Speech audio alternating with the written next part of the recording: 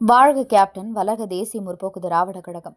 Captain அவர்களின் தெய்வீக ஆசிர்வாதத்துடன் கழக பொதுச் செயலாளர் பிரேமலதா விஜயகாந்த் அவர்கள், மண்ணின் மைந்தன் எல். கே. சுதீஷ் அவர்கள், இளைஞர்களின் எழுச்சி நாயகன் விஜய பிரபாகரன் அவர்களின் நல்லாசியுடன் ஜோலார்பேட்டை சோனியா அகாடமி பயிற்சி மையம் தமிழ்நாடு சீருடை பணியாளர் சார்பில் நடைபெற்ற 2ஆம் நிலை காவலர் தேர்வில் திருப்பத்தூர் மாவட்ட அளவில் முதலிடம் பிடித்த சோனியா அகாடமியில் பயின்ற மாணவி லாவண்யா அவர்கள் திருப்பத்தூர் மாவட்டம் ஜோலார்பேட்டை அருகே வகனாம்பேட்டையில் சுமார் 30 ஆண்டு காலமாக சோனியா அகாடமி பயிற்சி மையம் செயல்பட்டு வருகிறது.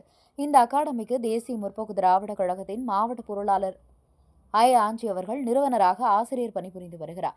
இதில் சிபி சக்கரவர்த்தி நிகழ்ச்சியில் தலைமை வகித்தார் மற்றும் களி முன்னிலை வகித்தார். மேலும் சரிதா ராதாகிருஷ்ணன் இவர்கள் வரவேற்பு உரையாற்றினர். மேலும் முனிசாமி ஆசிரியர் டிஇஓ ஓய்வு தேமுதிக திருப்பத்தூர் மாவட்ட கழக பொருளாளர் ஆஞ்சி அவர்கள் மற்றும் மணி ஆசிரியர் ஓய்வு பெற்றவர்கள், தேமுதிக தெற்கு ஒன்றிய கழக பொருளாளர் பி. மாது அவர்கள், கந்தளி ஒன்றிய முன்னாள் அவைத்தலைவர் கேப்டன் ரமேஷ் அவர்கள் இந்த அகாடமியில் பொருளாதார அளவில் பின்தங்கியுள்ள ஏழை எளிய மாணவர்களுக்கு தங்குமிடம் இலவசமாக அளித்து அவர்கள் அரசு வேலை பெறுவதில் தொடர்ந்து ஊக்கமளித்து வருகின்றனர். இந்நிலையில் தமிழ்நாடு சீருடை பணியாளர் தேர்வு வாரியம் வாயிலாக காவல், சிறை மற்றும் தீயணைப்பு துறைகளுக்கு 2ஆம் நிலை காவலர்களாக 3356 பேரை தேர்வு செய்ய ஆகஸ்ட் 8 அறிவிப்பு வெளியிடப்பட்டது. இப்பணிக்கு 41 திருநங்கையர் உட்பட 2,81,497 பேர் விண்ணப்பித்திருந்தனர். இவர்களுக்கான எழுத்துத் தேர்வு டிசம்பரில் நடந்தது. இதில் 83% பேர் பங்கேற்றனர். அதன் தேர்வு முடிவுகளை கடந்த பிப்ரவரி மாதம் வாரியம் அறிவித்தது. சீருடை பணி தேர்வில் மாவட்ட அளவில் முதலிடம் பிடித்த சோனியா அகாடமியில் பயின்ற மாணவி லாவண்யா அவர்களுக்கு தமிழக முதலமைச்சர் மு.க.ஸ்டாலின் அவர்கள் பணி நியமன ஆணை வழங்கினார். இந்நிகழ்வு குறித்து லாவண்யா தாயார் பேசுகையில், எனது மகள் லாவண்யா மாவட்ட அளவில் காவலர் தேர்வில் தேர்ச்சி பெற்று முதலமைச்சர் அவர்களிடம் பணி நியமனம் பெற்றதில் மிக மகிழ்ச்சி. அதற்கு முழு காரணம் சோனியா அகாடமியில் பாடம் நடத்தும் ஆசிரியர்களும் அகாடமியின் நிறுவனர் ஆஞ்சி அவர்கள்தான். அகாடமியில் பயிலும் ஒவ்வொரு மாணவ மாணவிகளின் கல்வித்திறனில் தனித்தனி அக்கறை எடுத்து அவர்களை ஊக்குவித்து அவர்களுக்குள் நிச்சயம் வெற்றி பெறுவோம் என்கிற நம்பிக்கை ஏற்படுத்தி வருகின்றனர் என்று தெரிவித்து மகிழ்ச்சியுடன் சோனியா அகாடமி நிறுவனருக்கும் ஆசிரியர்களுக்கும் நன்றிகள் தெரிவித்தார். இதேபோன்று தமிழ்நாடு சீருடை பணியாளர் சார்பில் நடைபெற்ற 2ஆம் நிலை காவலர் தேர்வில் சோனியா அகாடமியில் பயின்ற விசித்ரா என்கிற மற்றொரு மாணவி காவலர் தேர்வில் தேர்ச்சி பெற்றார். இதுகுறித்து சோனியா அகாடமி நிறுவனர் ஆஞ்சி அவர்கள் பேசுகையில், எங்கள் அகாடமியில் பயிலும் ஒவ்வொரு மாணவர்களின் கல்வித்திறனில் தனி கவனம் எடுத்து ஒவ்வொரு ஆசிரியர்களும் தன் பிள்ளைகளாக அவர்களை கருதி ஒவ்வொரு மாணவர்களும் வெற்றி பெற வேண்டும் என்று தினமும் கடுமையாக உழைத்து வருகின்றனர். அதன் பலன்தான் இன்று லாவண்யா அவரை போன்று இங்கே பயிலும் ஒவ்வொரு மாணவர்களும் மனதின் நம்பிக்கையோடு கல்வியறிவை வளர்த்துக் கொண்டு வெற்றி பெற வேண்டும் என்று தெரிவித்தார். பின்னர் மாவட்ட அளவில் முதலிடம் பிடித்த லாவண்யா அவர்களை நினைத்து பெருமைப்படுவதாக கூறி வாழ்த்து தெரிவித்தார். K. Archana, V. Devika, M. Kokila, P. Ashwini, R. Sandhya, G. Pooja, R. Sonia, P. Nivetha, S. Gokul Priya, S. Ranjani, K. Gayathri, P. Archana, S. Abitha, R. Harishkumar, E. Ramana, R. Janakiraman, K. Kaviyarasan, V. Mukeshkumar, R. Mohanavel, J. Lalit Kishore, V. Sathish, V. Ilango, S. Thirumoorthy, D. Narasimhan, V. Prakash, G. Nandakumar, G. Vishal, E. Srinivasan, G. Harish, D. Gokulraj, M. Deepak, S. Ajay, S. Gokul, S. Chandru அவர்கள், ஆசிரியர்கள் மற்றும் அலுவலக பணியாளர்கள், பொதுமக்கள் என பலரும் கலந்து கொண்டனர். திருப்பத்தூர் மாவட்ட ஒலிப்பதிவாளர் கணேஷுடன் திருப்பத்தூர் மாவட்ட செய்தியாளர் சி. ரமேஷ்.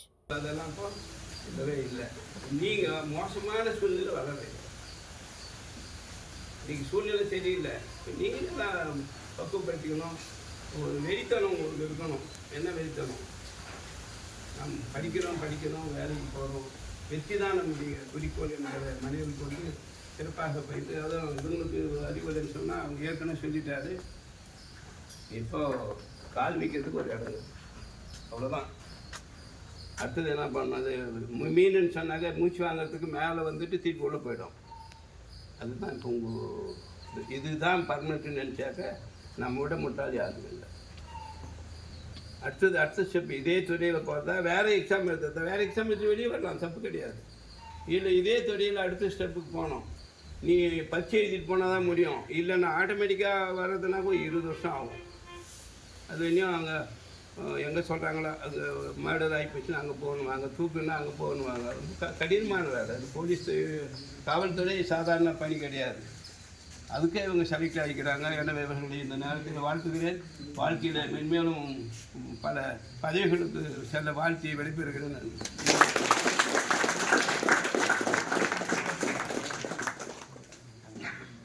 லாவண்யா மற்றும் சித்ரா முதல் பேச்சு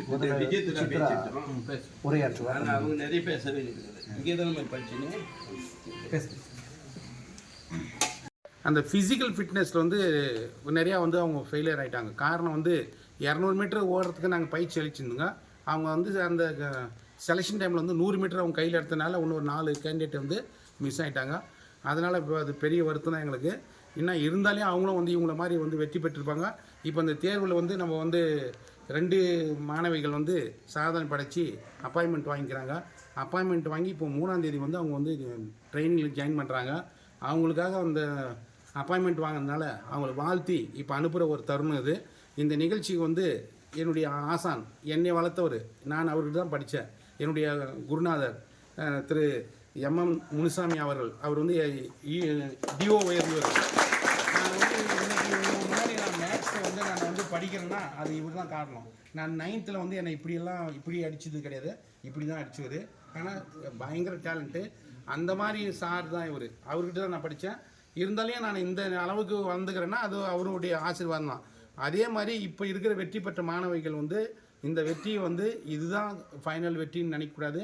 இனியும் அடுத்து வர எஸ்ஐ தேர்வில் வந்து எக்ஸாம் எழுதி அவங்க எஸ்ஐ ஆகணும்.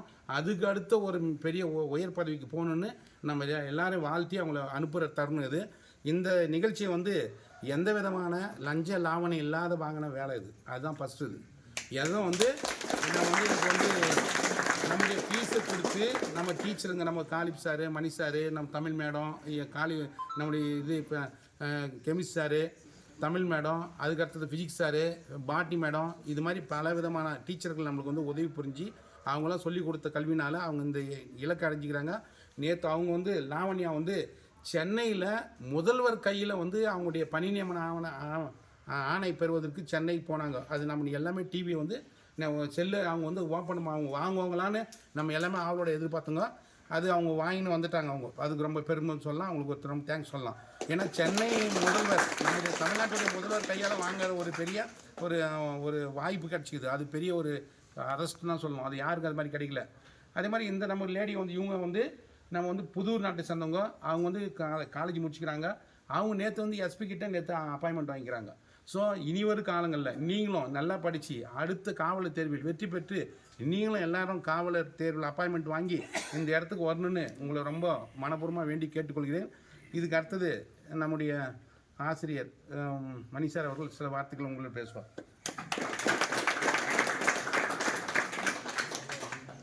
நான் வளர்வதற்கு முக்கிய காரணம் தனியார் ஸ்கூலில் தான் நான் வேலை வாய்ப்பு கிடைச்சது.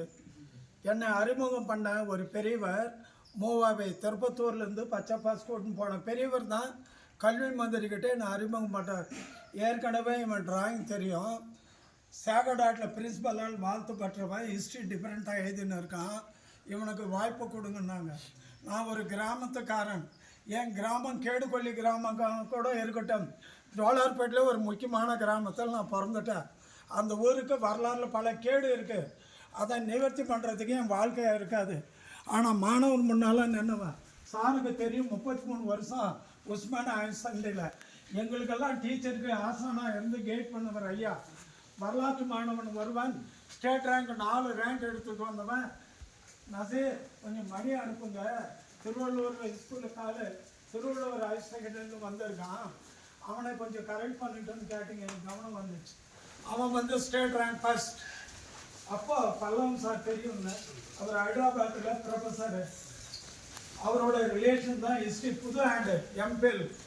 நான் போயிட்டு கேட்குறேன் அந்த மாணவனை, தம்பி நேற்று நீ சொன்னதே எனக்கு சொல்லு, உலகம் தட்டனா கரெக்ட், தட்டன்னு சொன்னது உங்கள் டீச்சராக குருவா, எப்படி ஸ்டேட் ரேங்க் வாங்கினேன், ஒரு வேளை டைரக்டர் ஐயாக்கிட்ட இருந்து நீங்கள் வாங்கிட்டீங்களா அப்படின்னு நான் கேட்டேன்.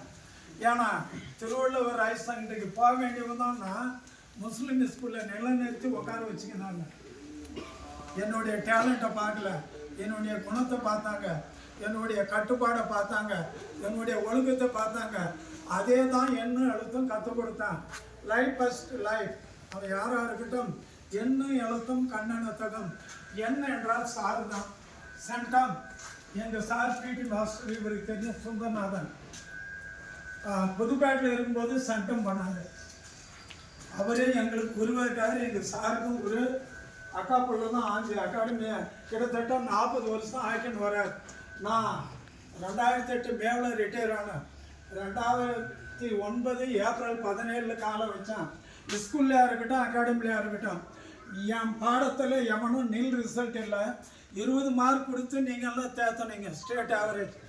என் ஸ்கூல் தலைவர்கிட்ட 6th 7th 8th 9th 10th week wise அப்படியே காட்டுவேன். மணி கவர்மெண்ட் என்ன சொல்கிறாங்களோ அது செய்வோம். இந்த பிள்ளைங்களுக்கு நீங்கள் அதிகம் செஞ்சு கொடுன்னுவாங்க. என்னால் கொடுத்தது கல்வி. கல்வி மொத்தம் இல்லை, ஒழுக்கம் மொத்தம் இல்லை. வாழ்க்கையை புரிஞ்சுன்னு படிக்கணும். அவன் முஸ்லீமாக இருக்கட்டும், கிறிஸ்தவனாக இருக்கட்டும், ஜூஸாக இருக்கட்டும், எவனாக இருந்தாலும் வாழ்க்கையில் வழிகாட்டுறது மதம். அது எப்படி நான் சொல்கிறேன்னா, வீட்டில் கைடன்ஸ் இருக்கணும், ஸ்கூலில் இருக்கணும், கோயிலில் இருக்கணும், சமுதாயத்தில் இருக்கணும். சீர்கட்ட சமுதாயத்தில் நியூஸ் எப்படி கேட்குறோம், டிவியில் வருது, அதிகமாக நியூஸ் பேப்பரில் வருது. இது நாடும் சரியாக இருந்தால் நாடு வாழும். எனக்கு வாய்ப்பு கொடுத்தமைக்கு நன்றி, வணக்கம். வாங்க ஒரு உருண்டை அப்படின்வாங்க. இந்த பிள்ளை கொஞ்சம் சில மாதங்களுக்கு முன்னே இங்கே தான் அமர்ந்து கொண்டிருந்த பிள்ளை இப்போது ஒரு அதிகாரி அளவுக்கு பணி நியமன ஆணையை பெற்றுனர் உங்கள் எதிர்க்க ஒரு வேலை வாங்கிட்டு. அப்போது இந்த எக்ஸாம்பிள் நல்லா புரிஞ்சுக்கணும். எதனுடைய எடுத்துக்காட்டு என்றால் நல்லா புரிஞ்சுக்கோங்க. எதனுடைய எடுத்துக்காட்டு, இன்று அமர்ந்து இந்த நிகழ்ச்சியை பார்த்து கொண்டு இருப்பவர்கள் நாளை இங்கு அமர்ந்து அந்த நிகழ்ச்சியை நடத்தி கொண்டு இருப்பவர்கள் தான். ஸோ மாணவ செல்வங்களே, உங்களுக்கு முதல்ல ஒரு விஷயம் புரிஞ்சுக்கங்க. இந்த பணி நியமன ஆணை பாராட்டு விழா உங்கள் அனைவருக்கானது தான். அது உங்களுடையது தான். அதை பெற்றுக்கொண்டு வருவதில் முன்னே வந்தவர்கள் இவர்கள். நீங்கள் அடுத்த நிலையில் இருப்பவர்கள். இது உங்களுடைய என்கரேஜ் பண்ணுறதுக்கான ஒரு ப்ரோக்ராம் தான். ஸோ இதை நடத்தி நாங்கள் வந்து மீடியாவில் போட்டுக்குன்னு நோ அந்த ஒரு கான்செப்டேஷன் எங்களுது கிடையாது. இன்னைக்கு அந்த லாவண்யா பக்கத்தில் அமர்ந்த நண்பர்கள்லாம் இங்கே இருக்கிறாங்க, நிச்சயமாக இருக்கிறாங்க, அதில் தப்பே கிடையாது. ஆனால் லாவண்யா ஒரு அதிகாரி லெவலுக்கு இன்னைக்கு வந்துட்டாங்க. ஐயா சொன்ன மாதிரி தான் எங்களுடைய படிப்பு இதோட நின்றுக்கணும் அப்படின்றதுலாம் கிடையவே கிடையாது. இது ஒரு முதல் படி. அடுத்து நீங்கள் என்ன பண்ணணும், அடுத்து உங்களுடைய படிகள் இருக்குது. எஸ்ஐ லெவல் எக்ஸாமினேஷன் நீங்கள் என்ன பண்ணணும், போகணும். டிபார்ட்மெண்ட்டில் என்னென்ன நிறைய வெரைட்டி எக்ஸாமினேஷன்ஸ் இருக்குது.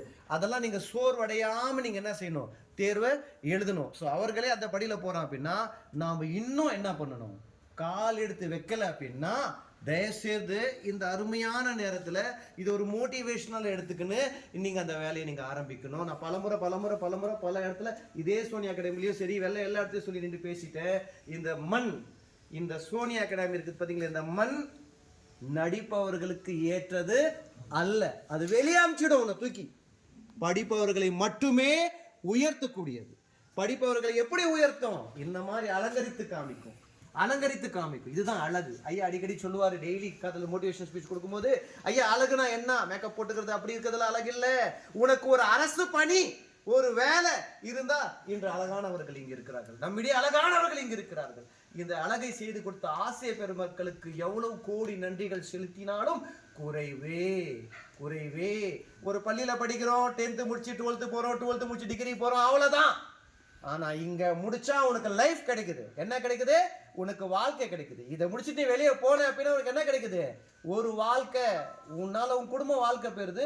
அந்த உத்தமமான பணியை கடந்த 28-30 ஆண்டுகளாக செய்து கொண்டிருக்கும் ஒரு வியப்பான ஒரு இமயமான மனிதனாக தான் நான் சார் ஆஞ்சி சார் அவர்களை வியக்கிறேன். நான் எனக்குள்ளே வியப்பேன். எனக்கு ஒரு கணக்கீடு உண்டு. சிலர் பார்த்தோன்னா நான் இடப்படும் போது பார்க்கும்போது இப்போ ஆஞ்சி சார் அப்படின்னும் போது வியப்பு, இப்படி பிரம்மாண்டம் இது. ஐயா மணி ஐயா பார்த்தா அறிவு பொக்கிஷம், எப்படியா சான்ஸே இல்லை. இவங்க லெவலுக்கு நான் வரணும், அப்படின்றத என்னோட சிந்தனையில் ஓடினே இருக்கணும். அப்போனா உங்களுக்கெல்லாம் பாருங்க, நாங்கெல்லாம் வந்து இப்படி போயிடும். நீங்கள் ஐயா கூடவே ட்ராவல் பண்ணின்னு இருக்கிறீங்க. ஐயாவை பார்க்க உங்களுக்கு அது தோணலையா, நம்ம வேலைக்கு போகணும்னு தோணலையா, அது மாதிரி வந்து உட்காந்து இந்த மாதிரி நம்ம பணி நியமனம் வாங்கணும்னு தோணலையா, இந்த மாதிரி உங்களுக்கு எதுக்கு அந்த பிள்ளைங்க இருக்கும்போது அந்த பிள்ளைங்களுக்கு ஒரு மோட்டிவேஷன் கொடுத்து அந்த மாதிரி ஒரு அதிகாரியாக கொண்டு வரணும் பார்க்கணும் நமக்கெல்லாம் ஆசை இல்லையா? புரிதுங்களா? வரணும். நீங்களும் என்ன பண்ணணும், சபதமாக எடுத்துக்கணும். லாவண்யா உட்காரும் போதும் வந்தாங்களா, லாவண்யா நீங்க இப்படி உட்காந்து இருக்கும் போது நம்ம கூட படிச்சவங்களே பணி நியமனம் வாங்கினாங்க, சாதிச்சு காமிட்டாங்க. சாதனையாளர்கள் இங்க தான் இருக்கிறாங்க, வேற எங்க தேடாத, புக்ல தேடி பார்க்காத. சாதனை நம்ம கண்ணில் இருக்கா, சாதனையாளர் இருக்கிறாங்க. அப்போ நீயும் நாளை என்ன ஆயிடுவேன் பாருங்க. விஜிதா நேத்து நம்ம எஸ்பி ஸ்ரேயா குப்தா அவங்க கிட்ட வந்து வாங்கியிருக்கிறாங்க. நம்மளாம் நேற்று லாவண்யாவை நம்ம தேடணும். பார்த்தீங்களே, நேற்று அதிகமாக நீங்கள் தேடப்பட்ட நபர்களை லாவண்யா உண்டு சோனியா இன்ஸ்டியூட்டில் உட்காந்து இந்த வருவாங்கன்ட்டு நேரமின்மை காரணமாக முதல்வர் என்ன பண்ணியிருப்பாரு, குறிப்பிட்ட கொடுத்துருப்பாரு. ஒரு நிமிஷமா அந்த இது பாருங்க, இதை விட ஒரு பெருமை நமக்கு ஏதாச்சும் இருக்குதாயா? வாழ்நாள் இலக்கு, வாழ்நாள் இலக்கு அப்படின்னா இதுதான். வாழ்நாள் இலக்குன்னா இதுதான். இது கையில வாங்குற பாத்தியா நீதாயா? சூப்பர். எப்போ இதெல்லாம் வரும்? சும்மா உக்காண்டிருந்தா வராது, நடிச்சிருந்தா வராது. பேக்கை தூக்கி போட்டு நானும் வந்தேன்னா வராது. ஓயாத உழைப்பு, போராட்டம் இருக்கணும். லாவண்யா பத்தி சொல்ல இந்த நேரத்துல நிறைய போராட்டங்கள் நான் பார்த்த வரைக்கும், நிறைய போராட்டங்கள். படிப்புன்னா அப்படி ஒரு படிப்பு. நோண்டிக்கு 7th book 6th book 8th book நோண்டி எங்க கேட்டாலும் சரியா ஆன்சர் வரும். பத்தாது சார் ஒரு வார்த்தை சொல்லுவாரு, எனக்கு பத்தாதுமா இதுன்னு. நான் யோசிப்பேன், என்னப்பா இது பத்தாதா? நான் யோசிக்குவேன் இது பத்தாதா அப்படின்னா அப்போதான் புரியும் எனக்கு ஏன் பத்தாதுன்றது. அப்போதான் புரியும். பத்தாது. நம்மளோட போட்டி போடுறவன் நம்மள மாதிரி இல்லை, நம்மளுக்கும் மேல அவனை அடிக்கணும்னா இது பத்தாது. அவன் அடிக்கணும்னா பத்தாது. சோனியா அகாடமிக்கு வந்துட்டா அது கூட பத்தாது. இன்னும் ப்ராக்டிஸ் வேணும். நாவல ரொம்ப கஷ்டப்பட்டாங்க. பிசிக்கல் இவங்களோட போட்டி போட்டாங்க. பிசிக்கல் எல்லாம் கொஞ்சம் மயிரில் நூலில விட்டாங்க. அவங்களும் வெற்றியாளர்கள் கணக்குல வருவாங்க. அந்த நூலிலை அப்படின்ற போதும் திரும்ப எங்க போகுது? 0. எந்த லெவலுக்கு போகுது? 0 லெவலுக்கு போகுது. அதை நினைச்சுக்கோ. இப்போ நான்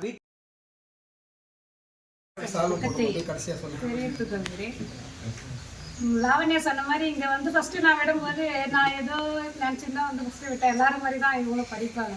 ஆனால் ஃபஸ்ட்டு அவர் சாந்தி சார் சொன்னாரு, இங்கே தான் கூட்டிட்டு வந்து விடும்போது சொன்னாரு, உங்கள் பொண்ணு ஃபஸ்ட்டு அவருடைய வார்த்தையே வந்து ஆர்டர் தான் நான் வெளியே அனுப்புவேன், நீங்கள் என்ன பண்ணீங்கன்னு தெரியாது, சேட்டர்டே பாப்பா வந்து படித்தாகணும், வேலைக்கு போயாகணும் அப்படின்னு சொல்லும்போது, நீங்கள் ஏன் மேடம் கஷ்டப்படுறீங்க, உங்கள் டாக்டர் என்னைக்கு இருந்தாலும் போலீஸ் வேலையாக தான் வெளியே போவாங்க அப்படின்னு சொன்னாங்க. சரி சொல்லிட்டு அவங்க சொன்னாங்களேன்றதுக்காக நான் விட்டுருந்தேன். ஒவ்வொரு வாரமும் வந்து கரெக்டாக வந்து வாட்ச் பண்ணி அவங்க என்ன பண்ணுறாங்க, என்ன கொஸ்டின் நடத்துகிறாங்க, எப்படியெல்லாம் அவங்க கைட் பண்ணுறாங்க, எத்தனை வாத்தியரை போட்டுக்கிறாங்க, எவ்வளோ டீச்சர்ஸ் வந்து அவங்க பசங்களுக்கு வந்து பாடம் நடத்த வைக்கிறாங்க அப்படின்னு சொல்கிறாங்க. ஒவ்வொரு விஷயத்தையும் நான் மேலும் ஒவ்வொரு வாரமும் வீக்லி 1 டைம் வந்து நான் பார்ப்பேன், பேசுவேன். அதே மாதிரி 2 மாதம்தான் வந்து பாப்பா வந்து இங்கே படித்ததே 2 மாதம் தான். 2 மாதம் படித்து உடனே எஸ்ஐ எக்ஸாம் எழுதுனாங்க. அந்த எஸ்ஐ எக்ஸாம் எழுதி 49 மார்க் 49 கொஸ்டின் போட்டு ஒரு 5 கொஸ்டினில் தான் விட்டாங்க. அவங்க விடும்போது 3 நாளாக சாப்பிடல சொல்லி இவங்களுக்கு இன்றைக்கி வரைக்கும் ஃபோனே கிடையாது. இன்றைக்கி வரைக்கும் அவங்களுக்கு ஃபோன் கிடையாது. அவங்க பிஎஸ்சி சேக்ரெட்டில் தான் படித்தாங்க. பிஎட் வந்து எங்கள் ஊரில் இருக்கிற சிஎஸ் காலேஜில் தான் படித்தாங்க. அவங்க 5 வருஷம் படிச்சுட்டு வெளியே வந்தோம். இன்றைக்கி வரைக்கும் அவங்ககிட்ட ஒரு மொபைல் நான் வாங்கி கொடுத்தது கிடையாது. இந்த ஆன்டி கிட்ட தான் வந்து ஒவ்வொரு வாரமும் ஃபோன் பண்ணி கேட்பேன் நான், எங்கள் பொண்ணு என்ன பண்ணுறா, எப்படி படிக்கிறா, என்ன பண்ணுறா அப்படின்னு கேட்கும்போது ஒரு நாள் சொன்னாங்க, 3 நாள் ஆச்சுங்க சாப்பிட்றதுக்கே வரல, கீழே 3 நாளாக மேலே இருக்கிறா, கீழே வரல அப்படின்னு சொன்னாங்க. என்ன இருக்கும் 3 நாளாக ஏன் வரல அப்படின்னு சொல்லிட்டு உடனே வீட்டிலேருந்து கிளம்பி வந்தேன். கிளம்பி வந்து சாரை கூப்பிட்டு கேட்டேன், ஏன் சார் பாப்பா வரவே இல்லைன்னு சொல்கிறாங்க, சாப்பிடலன்னு சொல்கிறாங்கன்னா, எனக்கும் தெரியல, கிளாஸ் மட்டும் அட்டென்ட் பண்ணுறாங்க, அவங்க சாப்பிட்லன்றது எனக்கு தெரியல. அதுக்கப்புறம் பாப்பா கூப்பிட்டு கேட்டதுக்கு, நான் இவ்வளோ கஷ்டப்பட்டு படித்தேன், அவர் அவ்வளோ பாடம் நடத்தினாரு, என் மேலே இருந்த நம்பிக்கையை நான் விட்டுட்டேன், என்னை நம்பினார், முழுசாக நம்பினார், என்னையும் இன்னொரு பாப்பாவும் முழுசாக நம்புறாரு. இந்த முறை எஸ்ஐ எங்கள் 2 பேர் போவாங்க நம்பினாங்க. ஆனால் அவங்களால அவங்க நம்பிக்கையை வந்து நான் இழந்துட்டோமா, அதனால் எனக்கு வந்து கஷ்டமாக இருக்குது, அவரை பார்க்க முடியல அப்படின்னு சொன்னாங்க. அதுக்கப்புறம் அவர் சொன்னார், சார் கூப்பிட்டு மேலேருந்து கூட்டினோமா அப்படிங்க. சரி கூட்டினு வந்து நிற்க வச்சேன். அடுத்த முறை எஸ்ஐ ஆர்டர் வாங்கி அவங்க உள்ளே போகும்போது நீ ஆர்டர் வாங்கி உள்ளே போகிற, அந்த ஒரு மோட்டிவேட்டோட நீ படிக்கணும், அவ்வளோதான், இதை தவிர வேறு எதுவுமே சொல்லக்கூடாது, பேசக்கூடாது அப்படின்னு சொல்லிட்டு உடனே அனுப்பிச்சி விட்டாரு. அதே வெறித்தனத்தோட ஒரே 3-4 மாதம் தான் இங்கே மறுபடியும் படித்தாங்க. அவங்க படிச்சுட்டு எக்ஸாம் எழுதுனாங்க. ரிட்டனில் 70க்கு 60 மார்க் ரிட்டனில் வாங்கிட்டு வெளியே வந்தாங்க. உடனே என்ன சொன்னாங்க பார்த்தீங்கன்னா, ஃபிசிக்கல் ஒரு 20 நாள் 25 நாள் தான் ஃபிசிக்கலே இருந்தது. அன்னைக்கு ஃபிசிக்கல் வந்து இங்கே பார்க்கும்போது யாருமே இல்லையே, நம்ம எப்படி இங்கே பொண்ணு கூட்டு வந்து விடுறது அப்படின்னு நான் நினச்சேன். அதுக்கப்புறம் சொன்னார், யாரும் இல்லைனாலும் பரவாயில்லம்மா, நீ பாப்பா கூட்டின்னு வந்து விடு அப்படின்னாரு. கூட்டினு விட்டேன். காலையில் அடியற்காலம் 4:30 மணிக்கு அவரு பாப்பாவை கூட்டின்னு போயிட்டு ஒரு பிடி மாஸ்டர் அவருடைய காசை கொடுத்து தான் ஃபஸ்ட்டு கூட்டின்னு வந்தார். கூட்டின்னு வந்து விடும்போது யாருமே கிடையாது, இவன் மட்டும்தான், லாவண்யா மட்டும்தான் இருந்தாங்க. அதுக்கப்புறம் ஒரு 6 பிள்ளைங்க 7 பிள்ளைங்க வந்து இங்கே வந்து இந்த ஃபிசிக்கல் வந்து அட்டன் பண்ணுறதுக்கு வந்தாங்க. அந்த 25 நாளில் கிட்டத்தட்ட நான் ஒரு 6-7 முறை இவங்க காலில் ரத்தமாக ஒரு ஃபுல்லாக ரத்தம் தான்.